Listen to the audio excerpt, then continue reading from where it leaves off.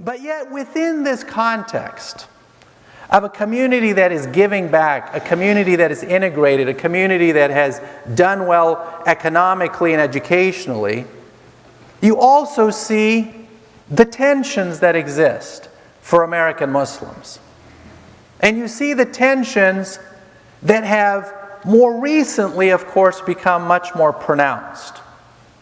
The kinds of language and rhetoric used against American Muslims is a language we haven't heard and seen before.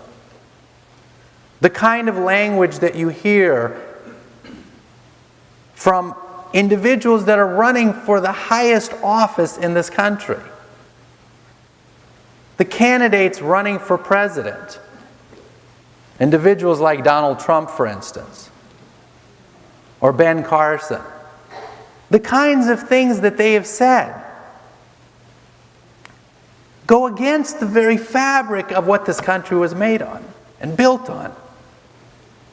A country that appreciates our faiths and our diversity. And it was President Obama that just suggested this and said this in his speech at the mosque in Baltimore. But yet this tension exists. And this tension against Muslims, more recently and in the last couple of years, is things that we hadn't heard before.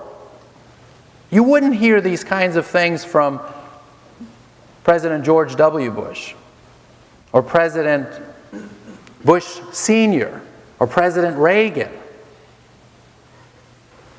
Even Mitt Romney, who was running at the time, wasn't saying these sort of things.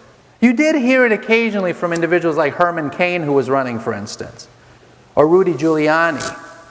But it wasn't as pronounced from the candidates at the top. But today you're hearing it from the candidates at the top. So that has changed. And there's a certain allowance for that we have allowed it to take place.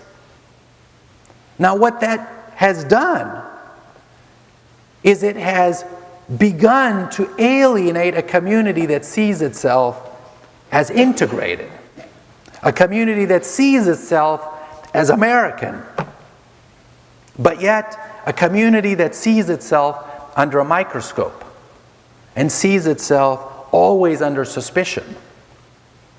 That you have to watch what you say, and you have to be careful about what you do, and you have to be careful about how you practice your faith.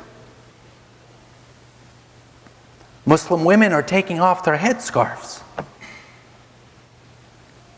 It's not a good sign when Muslims can't practice their faith.